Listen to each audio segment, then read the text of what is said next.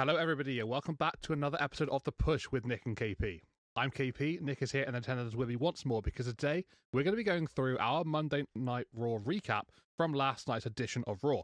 This is the Monday 10th of November edition, live from Boston, and that is going to be a very big theme for especially the early stages of this show, and probably even some mentions towards the late stages as well, perhaps here and there.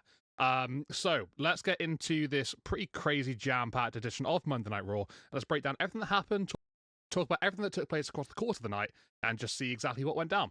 So, first and foremost, we would begin with Triple H. He would come on down, open the show, and he'd already be in the ring by the time Raw had begun. He would say that in current day, everyone has their own opinions on wrestling, whether it's the fans, talent, or anybody else in between. Basically, everyone has their own opinion on who the greatest of all time really, really is. He says that tonight is the night where everyone in the building might actually agree on one thing, and that is that one person is at the top of the list who has left everything in the ring for the last 20 years and has done it all, just because he loved the business as much as anybody else can. He says that person is the single greatest asset the business has ever seen, and is undoubtedly the greatest of all time from his personal opinion. I think a lot of people would agree with him, especially the thousands of fans in attendance there as well. Triple H then welcomes on in John Cena, who comes out to an absolutely raucous reaction, big ovation from the audience. He thanks the fans for said ovation, before then referring to facing his final opponent coming up at Saturday night's main event. That's coming up next month, December 13th. He says that Triple H asks Cena what he wants from that match, and Cena's response is basically he says that he wants to leave the business better than what he found it. He looks to the time is now tournament beginning tonight and how the winner has the chance to retire him. He also keeps focusing on Saturday's main event, where main roster superstars, and this is quite interesting, this next bit that he said here. He said that at Saturday's main event, main roster superstars will host exhibitions for the brightest NXT stars. That's particularly got me quite interested, obviously, as a massive NXT fan. I'm not entirely sure what he means by this, whether it's going to be a series of matches, I don't know, NXT top prospects versus big-time main roster guys. I don't know. I really don't know what to expect from this, but that really got my attention from that particular point. I'd love to hear what you make of that one, Nick, because it's an interesting point. I wasn't expecting that at all. He goes on to then say how he had one last request, and that was to come to Boston one last time, before he would then look back on the memories from being in the Garden over the years, especially the early stages of his career as well. That would then cue Dominic Mysterio, the Intercontinental Champion, to come on out, noticing the conversation about the future, before then asking what Hunter would do about what happened last week and how his celebration was interrupted by his deadbeat dad. He says whatever is going on here isn't as important as him, and that then allows Cena to pop back in the conversation again, saying, you know what, let's start this again. He then welcomes Dominic Mysterio to Boston, but Dom's having none of it. He tells Cena to go sit in the corner and speak when he's spoken to, or else he'll put him down, so visibly just putting a challenge out there. Cena says Dom has forgotten where he is and who he's talking to, and he says that in any other city, he'd give Dom a chance, but tonight, he is invincible. He gives Dom a chance to walk to the back in respect to Rey Mysterio, but then Dom says that he's not he's not even in his peak yet, and he's better than Cena ever has been. Triple H gets back involved here, says that tonight is a pretty good place and time, and that Dom will defend the Intercontinental Championship against John Cena, and that will take place right here, right now. So we would then swiftly transition into that opening contest of the night, which would be for the IC title. John Cena challenges Dominic Mysterio, puts his goal on the line. Pretty decent one-on-one matchup between the two of them. Pretty standard what you'd expect for a Monday Night Raw title match, I guess you could say, in the early stages especially. Then we start to take things up a little bit of a notch, because Cena looks for an attitude adjustment. I think it's the second time he attempts it, and Dom's feet end up hitting the referee, sending him crashing to ringside. Cena locks in the STF and then taps out Dom, but there's no referee around, so there is no official decision about a submission victory here. Cena hits an AA on Dominic Mysterio, then a new ref comes on down, but Dom does get the kick out at 2, so quite a little tense moment there. Dom eventually gets back into the fray, hits 619, and then this all stems from having tried to strike Cena with the IC title, but he does miss on that occasion. Once he hits the 619, he goes for a frog splash. Cena does catch him, though, lifts him up, and then hits another attitude adjustment, and that'd be enough for Cena to get the win and to be crowned a Grand Slam champion in WWE. So he only went and did it. He only went and won that elusive Intercontinental Championship that has somehow evaded him throughout his entirety of his career. But he'd done it just literally with his fourth to last appearance here in WWE. So crazy. Only 3 more appearances now for John Cena, and he's now the new Intercontinental Champion. You can obviously, you could probably cross the dot, align the dots here, and imagine it probably isn't going to be a long run, but it's going to be a run, and that's something that Cena has never had before with the IC title. So I'm all for it. I'm happy with it. Dom's reign was pretty fun, especially towards the late stages, and he's still the AAA Mega Champion anyway, so he's still got at least 1 title around his waist. We would then move on to speaking of John Cena, our first matchup in the last time is now tournament. This will be a first round qualifier between Rusev and Damian Priest. And Damian Priest still not quite recovered from the effects of his current feud with Aleister Black over on Friday nights, and that fireball to the eye especially still causing him some troubles here. After a pretty physical back and forth matchup with Rusev, gets to a point where Damian Priest is he has his eyes gouged out by Rusev, whilst the referee can't actually see what's going on here. And then Rusev quickly follows up afterwards with a Machka kick, and that'll be enough to put down Priest for the 1-2-3. So Rusev advances here, which in my opinion is the correct call. Rusev is one of those guys that obviously had a very awesome feud with Cena all those years ago for the United States Championship. That then led to Cena's open challenges for the US title.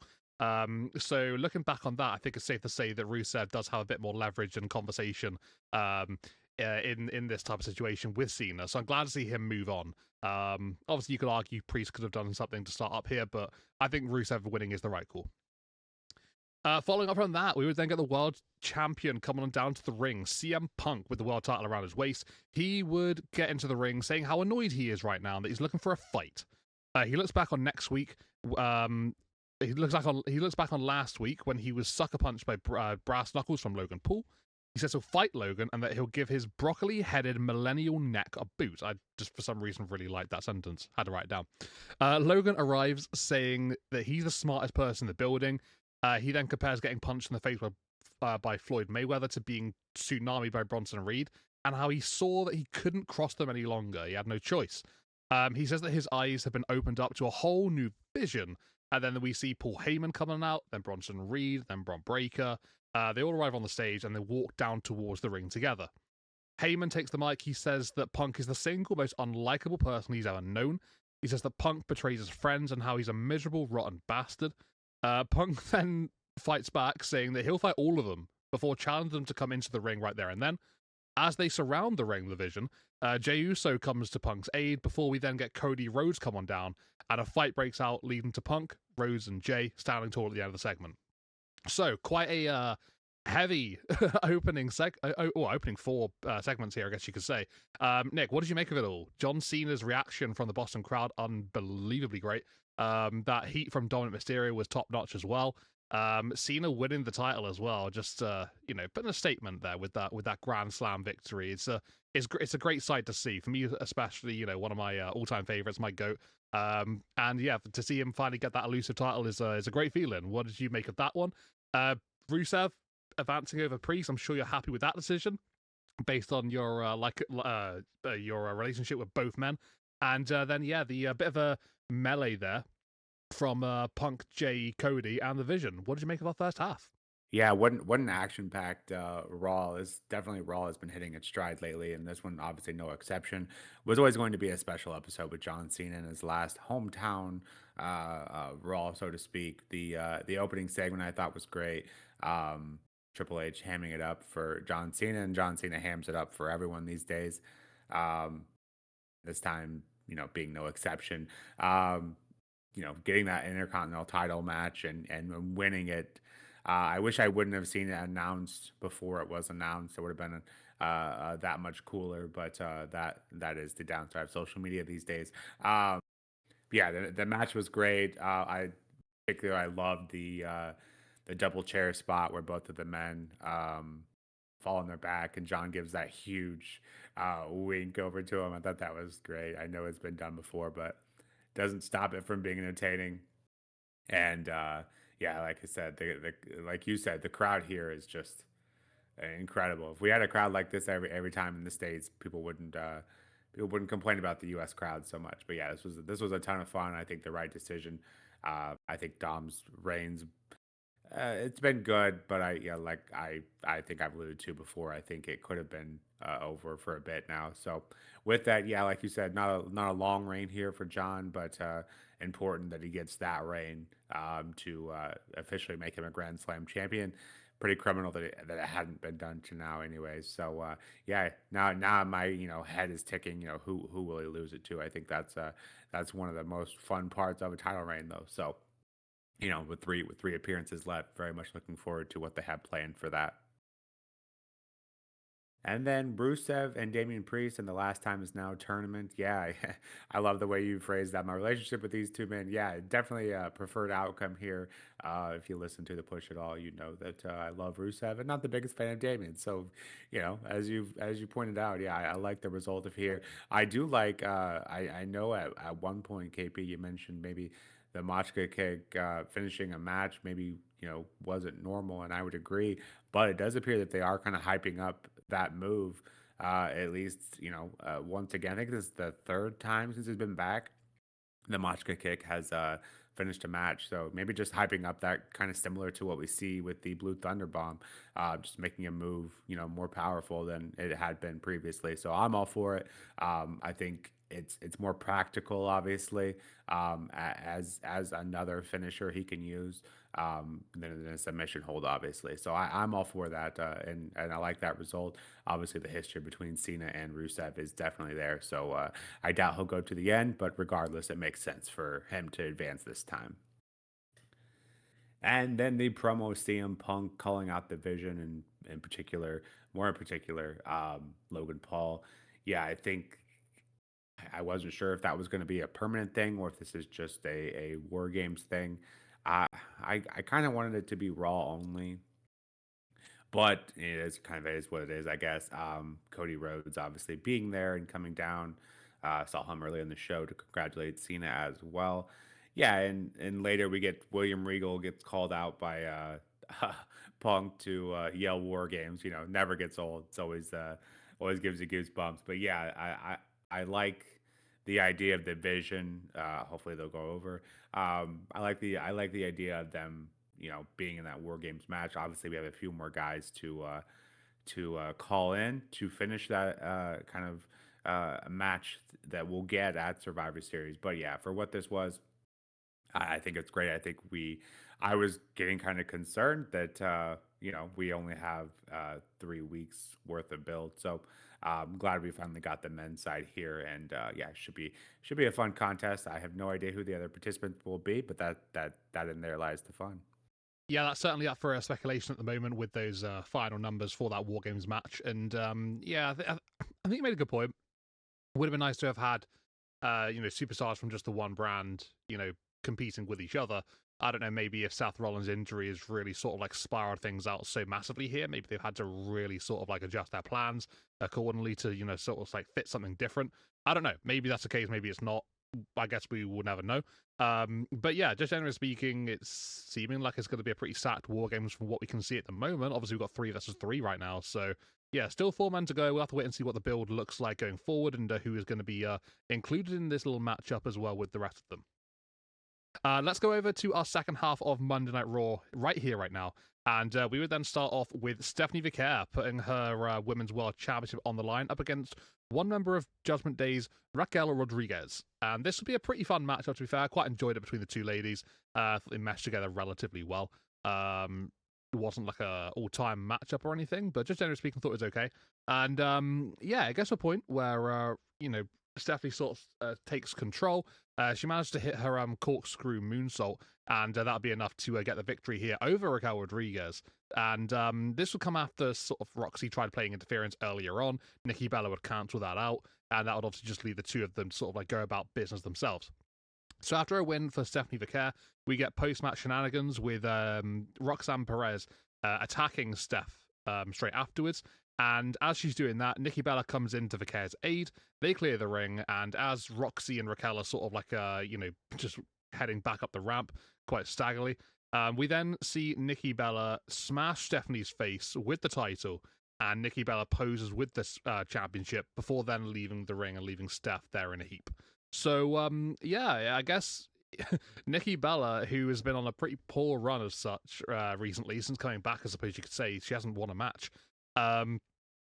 Yeah, she's now turned heel to try and maybe turn things up a notch, to maybe, I don't know, try and get a victory in a different way. Obviously, what she's done so far hasn't worked, so maybe she's a bit, restless about what she's done so far.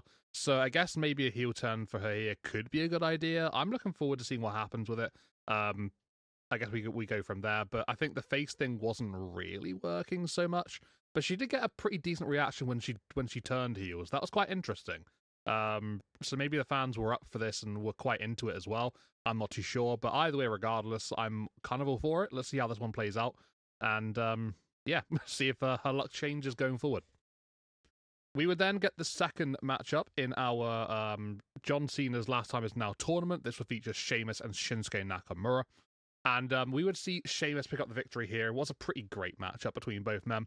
It wasn't very long. It was quite short. Obviously, it's a Raw match. You're not going to get like a really drawn out long match, especially when you've got the opener, which was a decent length. But these two put on a pretty physical display. Shinsuke and Sheamus just gelled really well together, had a really nice flowing matchup. And I thoroughly enjoyed watching this one. I thought it was really, really good. Sheamus gets a point in the end where he just kind of just hits a bro kick out of nowhere. Just sort of like happens to hit it right on the money, and that'll be enough to get the victory here over Shinsuke Nakamura to advance in this tournament. So again, like I said with Rusev and Damian Priest, Sheamus is the man who has most history with John Cena out of these two men, and lo and behold, it is Sheamus who gets the victory in this contest. So yeah, I'm more than happy for this one to have gone down that way. Sheamus, quite interesting history with himself and John Cena. He actually won his first WWE Championship against John Cena on December 13th back in 2009. What day is the Saturday Night's Main Event coming up? December 13th. So it could literally be 16 years later to the day that Sheamus could, take on John Cena again. And if it was to be the case for the IC Championship, which Sheamus has never won. So I don't know if stars are aligning there, but obviously we can make all of that what we can. We would then get the announcement for two more Last Time Is Now tournament matches going to be taking place on Raw next week. And very interestingly, we would get Javon Evans from NXT, the starlet from down there. And he would be drawn against a returning Gunter. So welcome back, Gunter. Javon Evans is your opponent, and welcome back to the main roster, Javon. You're going up against Gunter. So it's quite an interesting matchup there. That should be a really interesting clash of styles, I think you could say, safe to say. So yeah, I'm quite looking forward to that one. Another match was announced afterwards, halfway, and we would then get Solo Sikoa being drawn up against, he's pulled a Nick Aldis, a mystery opponent. He's going to keep it secret until next week. So now we have two secret opponents in this tournament, one on SmackDown this coming Friday, and then one on Raw next Monday. So very interesting that they're keeping certain names hidden away.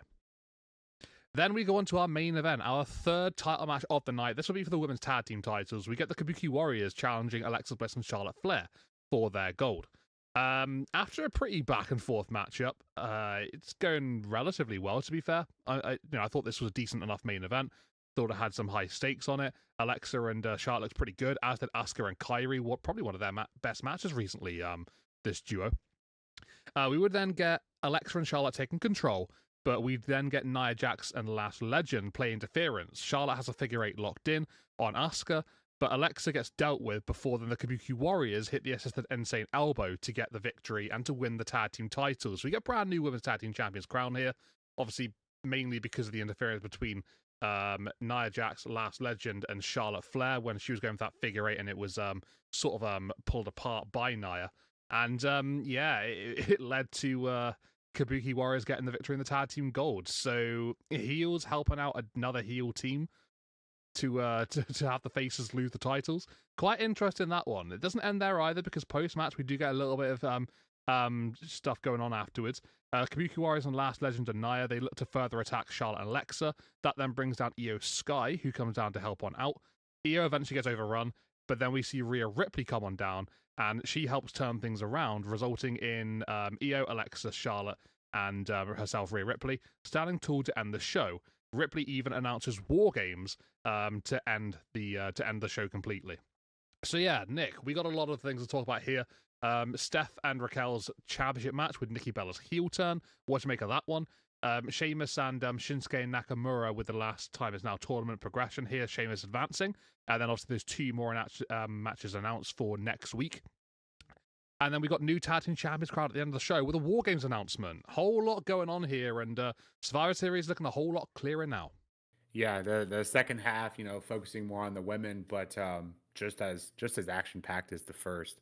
The Raquel Rodriguez match, yeah, she dominated most of that match against Stephanie Vaquer, but it just wasn't quite enough. And for some reason, the crowd didn't really appear to be super invested in Raquel. For whatever reason, the commentary team was hyping her up like crazy. Obviously, we've displayed our sense of improvement from her, and I feel like this one was no exception. I don't think anyone thought she was going to win, but just kind of showing that she could and does belong in that main title picture should the time arise. So yeah, I thought this match kind of did what it needed to. Made Raquel look good, and Vaquer, continuing her reign. The more interesting part, obviously, coming after the match with the Nikki Bella heel turn. I think doing that in Boston is a very good move. Great decision there. Nothing Nikki was doing, was working from a face perspective, and I think the writing was definitely on the wall. You could kind of tell the way she was looking at the title of previous months. You could just tell that she was just kind of fed up with what was going on, and I think giving the chance the Boston crowd to yell something like "Cena left you," it was great, and I think that, like I said, it was a great decision.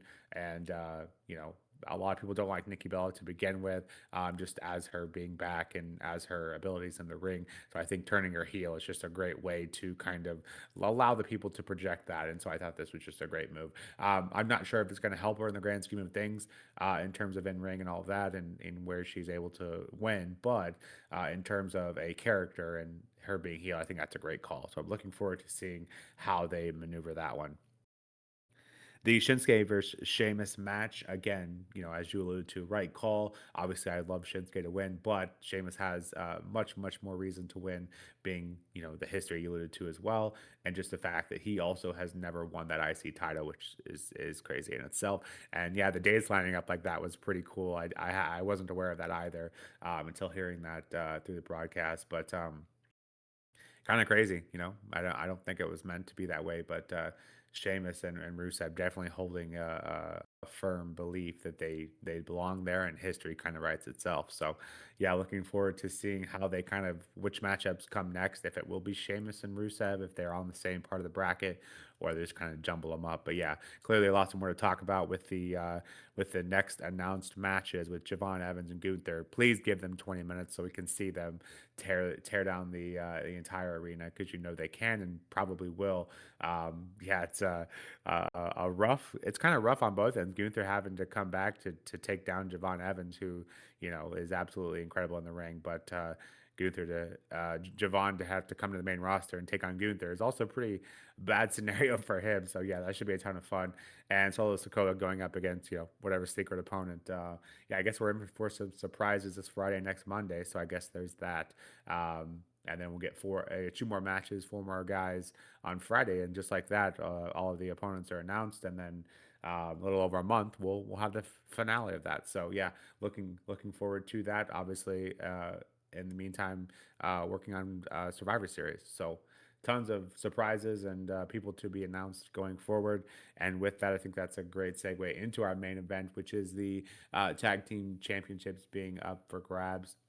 And yeah, I thought this match was really good as well. I think it's long overdue, the Kabuki Warriors, to have those titles. So obviously that was very well received by myself. And yeah, I think they deserve it. And I think it's interesting. And I love the fact that a lot of these guys a lot of these women are main talent. So to have the war games be revolving around the women's tag titles, I think it's just yes, it is the women's tag titles that have very much needed to be escalated. So you're doing that here with the War Games match, and they've been working pretty hard on kind of building that division as well. So I love this, and it's kind of kind of where I think we thought it was going. But then to have Lash Legend Nia Jackson there as well, yeah, looking forward to that. And obviously, again, we have some more people to fill in those slots as well. But yeah, this was a great ending to Raw, and just overall, get the two War Games matches announced, so we have plenty of time to build on that. And yeah, it's safe to say this is. Obviously, we have some more work to do on the men's side as well, but yeah, safe to say, barring a few more announcements, that this could be a War Games match I think I'm looking forward to more than I have in quite some time. So, yeah, looking forward to that. And for Raw overall, we just got tons of good wrestling. Tons of good wrestling, lots of surprises. We got two new champions with three title matches in total. What's not to like about that? Yeah, this was a damn near perfect Raw for me. Yeah, I think I'd give this one a 9.5 out of 10. Like, what more can you ask for? John Cena's final Raw, and he wins the IC title.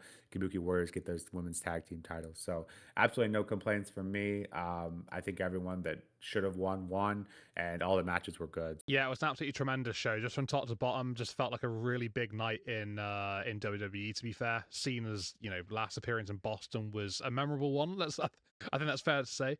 Winning that IC title, and yeah, wasn't the only new champion to be crowned throughout the night. We got at the very end there the Kabuki Warriors picking up tag team gold.